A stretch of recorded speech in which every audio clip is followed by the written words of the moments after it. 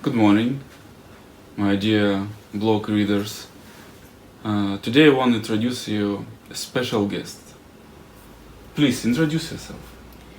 Morning everyone, morning Andre. I'm Diana.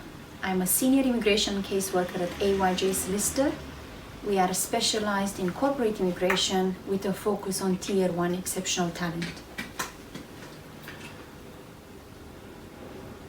What 3 challenges you have when you're dealing with applicants? Oh, I think that's one of the toughest questions that I'm being asked most of the times.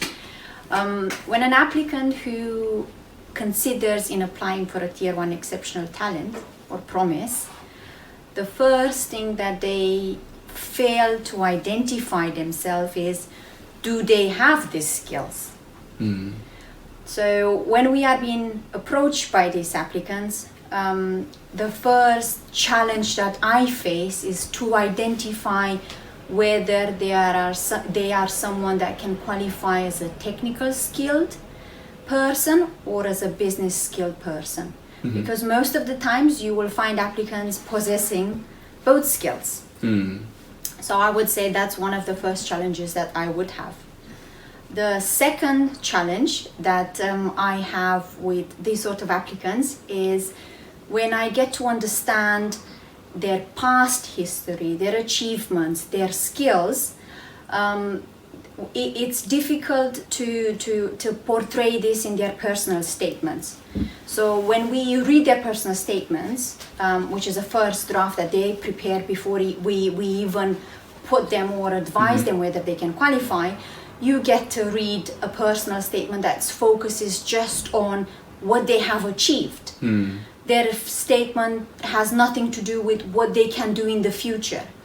How the digital marketing can actually benefit if we are talking about technician. How will their skills, qualification will help the digital market to grow. I came across in some of the supporting statements saying, I want to come to the UK or I want to stay in the UK because the UK digital market offers a good opportunity for me to work. That's not sufficient when you apply to be endorsed by technician. So this is where they are actually failing to make their skills understood by technician. The other third challenge which I face when I get to review applicants is when we read or go through the 10 documents. I came across 10 documents where people have 20 certificates issued by various universities, course provider. That's not sufficient because your certificates, your achievements are to be put into your CV. Yes, you can produce evidence of what sort of courses you have undertook or what you have achieved, but I would suggest people and applicants should focus more on references, any written paper they might have done, what they have done outside their, let's say, employment. If someone was to be an employee, have they done anything outside their working hours? Do they mentor someone? Do they attend any sort of conferences, whether they are national or international, but it should be in line with what their skills or interest is when they are preparing. Now, going back to references, when you get the 2 mandatory references, some of them, they will ask anyone to be a reference. That's not sufficient, and that's not a good approach for applicants.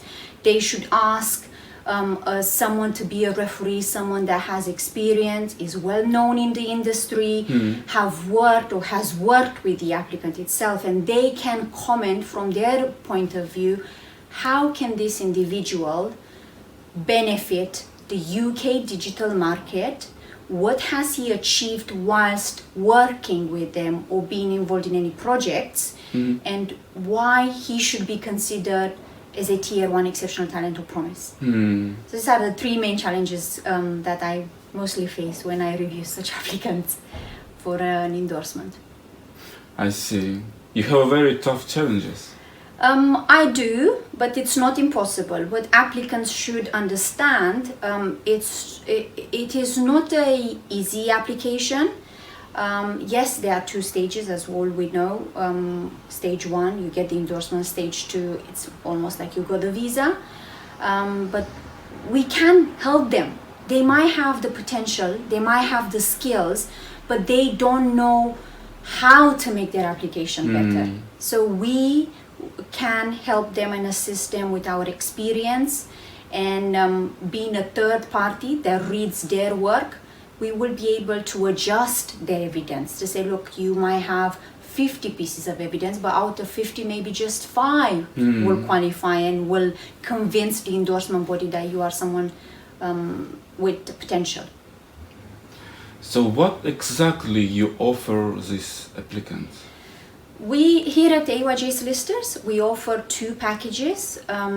If there is an applicant that doesn't want to take the risk and wishes to have their application prepared by someone like ourselves, we can offer a full package where we advise and work with the applicants from day 1.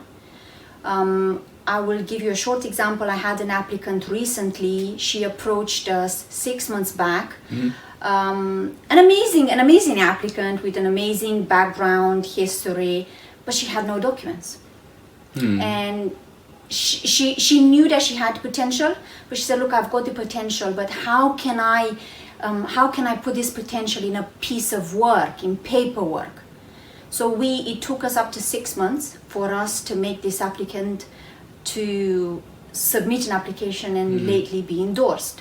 So we can help applicants with the full package. We can help them to prepare their supporting statement.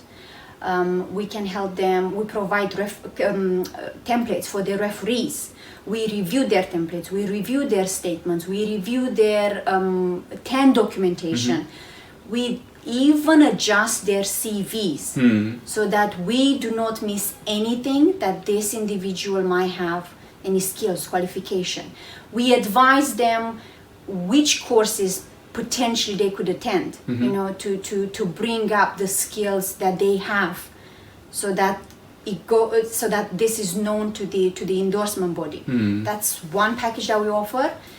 Then the second package, if I came across applicants where they will say, look, I'm quite confident that I can submit an application, and I'm quite confident that I can get the endorsement, but I just want a second opinion on the paperwork that I have prepared. For these applicants, we can review their application, including their supporting statement, their references, and if we believe that the chances of succeeding are less compared to what their thought or opinion about the application is, we will suggest adjustments and how they can make their application better. This is just to minimize a refusal, because once it's refused, you don't have an option to go to court. You can ask for the endorsement decision to be reviewed, which will be reviewed by the same endorsement body.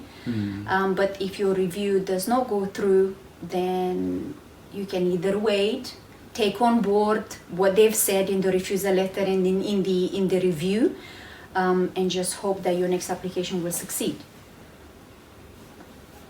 I see. Thank you very much for your great work and amazing help for the applicants. Thank you for having me. Thank you, Andre. You're welcome.